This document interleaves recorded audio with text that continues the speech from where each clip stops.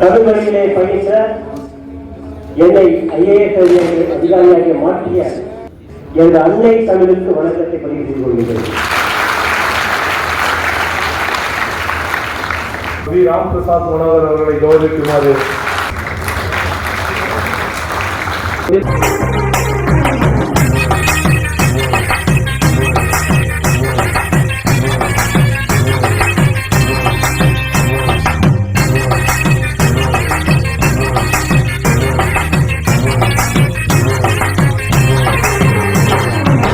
துரோகங்கள் எத்தனையோ கண்டிருப்பான் தலைவன், துன்பங்கள் எத்தனையோ கடந்திருப்பான் தலைவன்.